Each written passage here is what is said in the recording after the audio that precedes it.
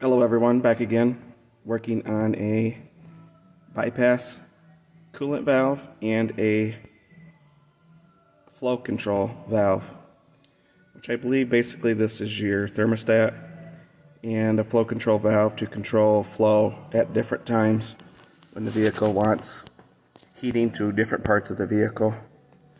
So here is the flow control valve. Very, very busy. It's got an electric motor here. That's either the flow control or the bypass. It's got a port here, port here. It's got lots of ports. It's got temp sensor. Then here's another motor to control the flow control. One's flow, one's thermostat. Lots of different ports on this. We're going to pull this apart. Right here's where it bolts to the engine. You can kind of see a spring in there with a plastic valve. Add some light here to it.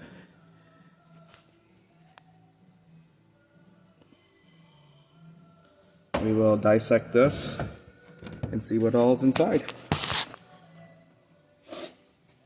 First I'll start removing all the ports. We'll go from there.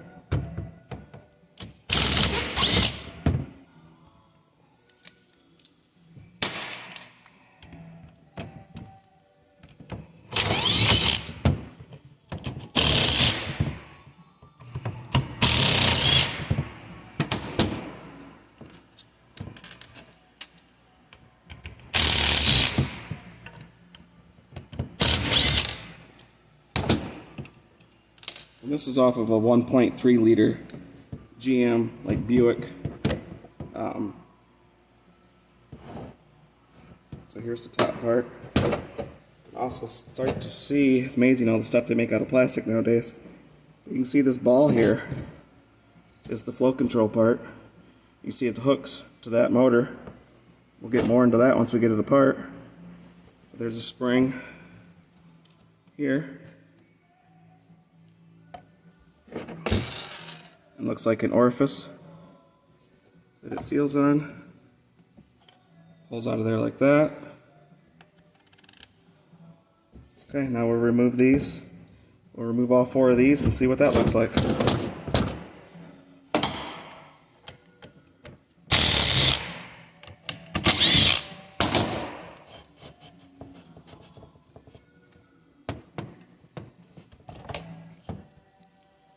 Okay, interesting piece here. Another spring controlled seal connection. Seals on the ball inside there. You can see that round ball that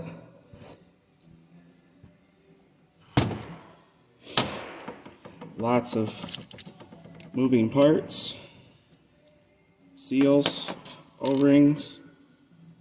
Here's a seal within a metal clad seal with another O-ring. Just a lot of moving parts.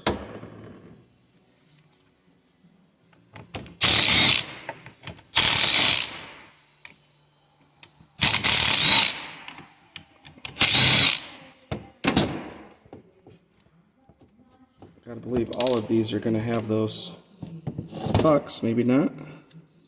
We got an O-ring there.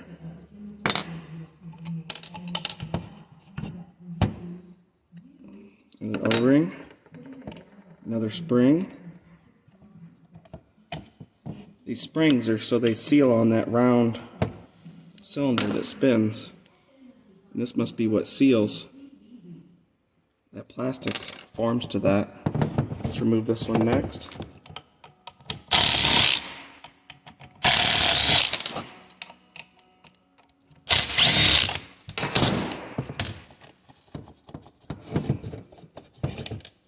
Alright, pull this out. A lot larger version. Still, O-ring, spring, seal, plastic, another seal inside there. Once again, lots of moving parts. Pop this temp sensor out.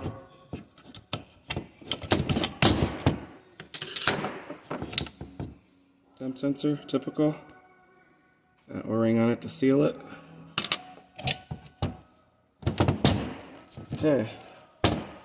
We've got all external ports off. Now we'll start with this motor on this side, which I believe this is for the thermostat.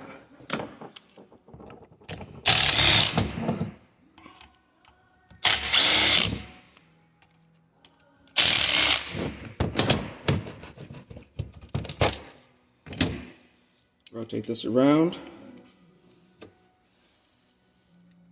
Wow. Nice handy dandy $high plastic. Goes inside of there. Turns the flow on and off. Looks like a little TPS motor, like on a throttle body. This does not pull out.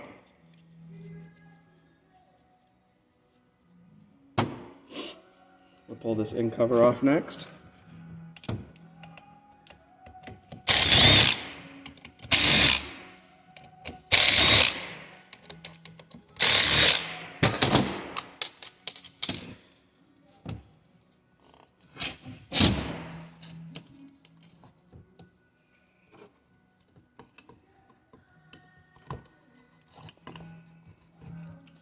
A lot of times I like taking these things apart, try to find what failed.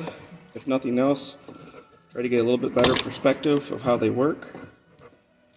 I believe if you know more how they work, it'll be easier to diagnose correctly.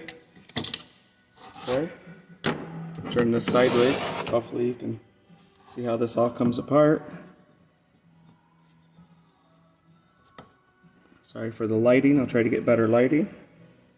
And look here, we've got a broken piece right there.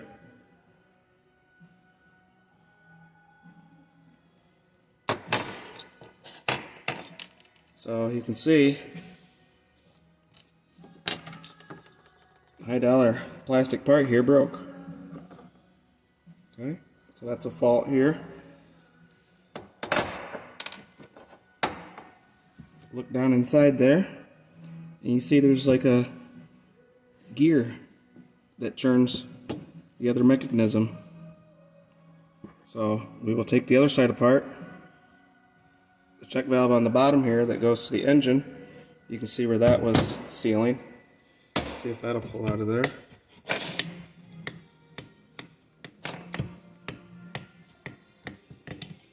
That does pull out. Real similar to the other ones.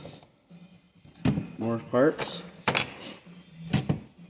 Okay, we're getting close. We'll take this side off next.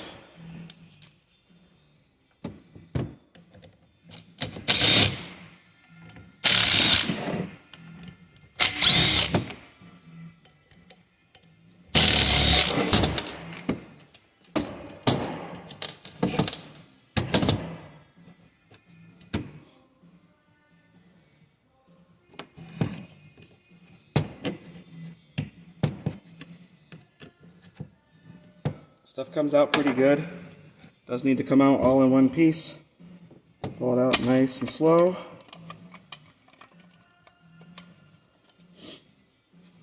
See, it's catching right here.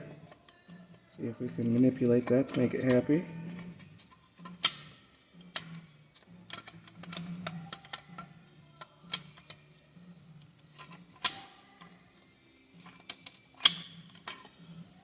Another broken piece just fell out.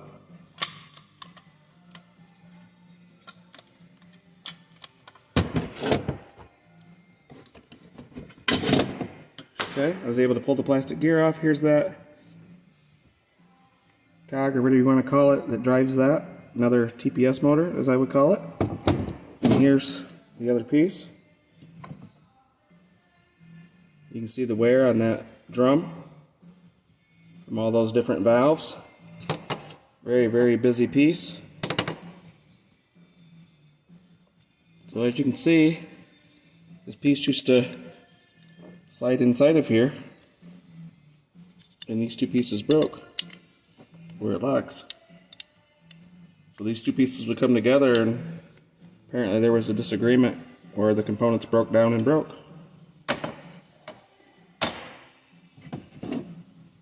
So there you can see all the way through. The unit is completely tore down. There's a little bushing or seal in the center there. But once again, I do like to take things all the way apart. We're going to take these motors apart, see what we can see in here.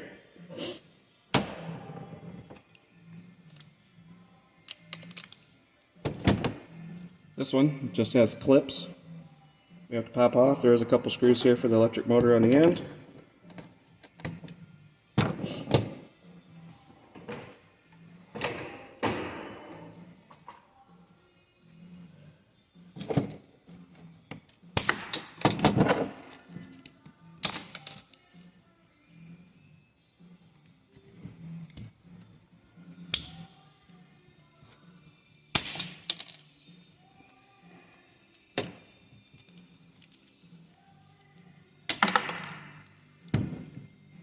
Probably a good idea to wear some eye protection.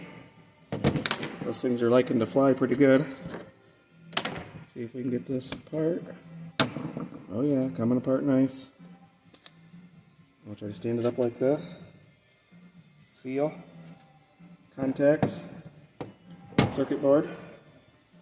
Okay, we got some seals, circuit board, some contact fingers that are spring-loaded, it looks like.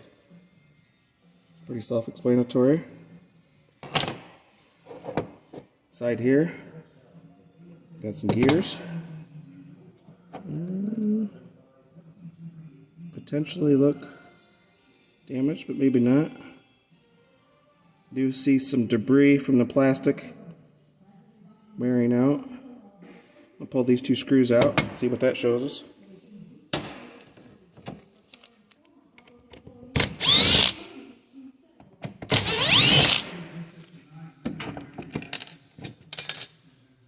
Allows us to pull this gear out.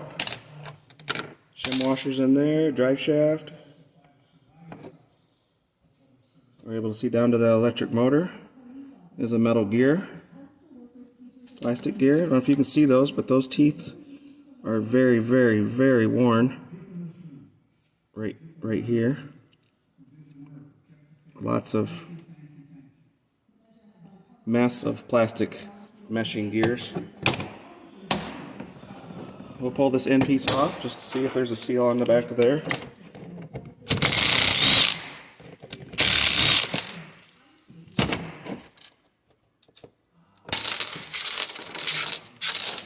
There's a seal. There's a little spring-loaded spring. Keep tension on the motor. Motor slides right out. There's that metal gear. And I'm not going to worry about this piece. This just goes to the valve. It's just nothing more than a shaft with a gear on it. We will pop this one apart. Start with the cover, like we did last time.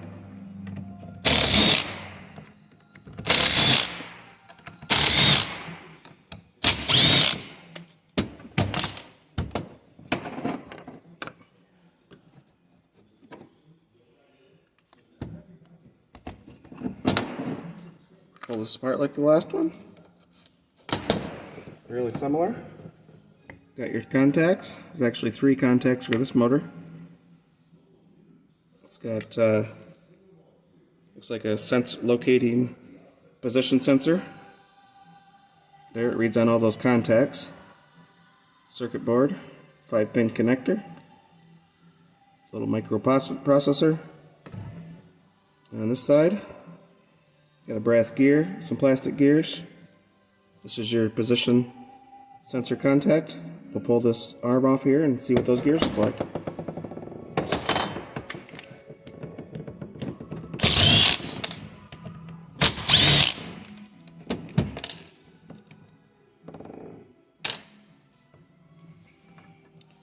See all the stages of gears here. A lot of multiplication to give more strength to this gear. Pull all these out.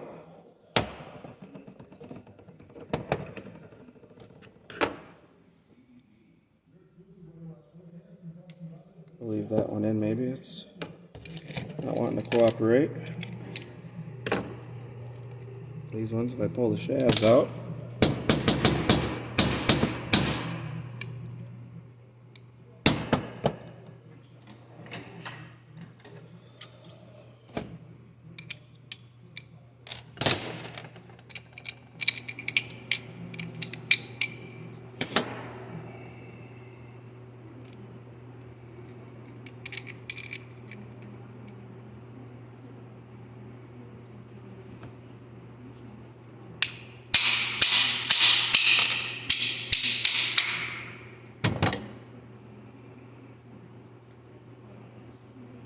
very snug seal on that shaft.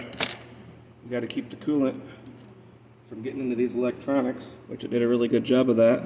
But you see how that seal is all broke down and cracked. There's the electric motor. So we'll pull those 2 screws out. And that will complete our disassembly of this unit. If you have any questions, please don't hesitate to comment.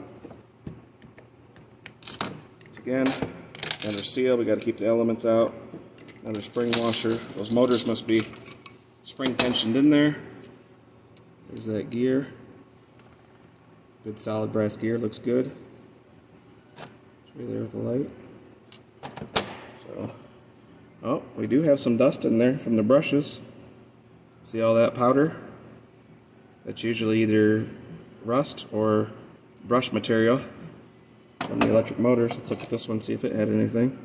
Nope, I don't see anything in that one. But definitely some wear in this one. So I will show you all of these pieces. This thing had a lot of parts to it.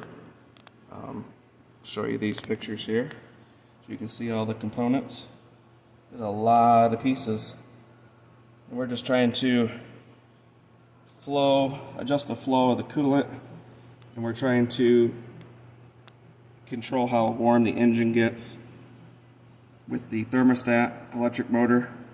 So this is a lot of parts to replace a thermostat and a bypass control valve. Not sure that it needs to be this complex. Let me know what your thoughts are. Thanks for watching. Bye.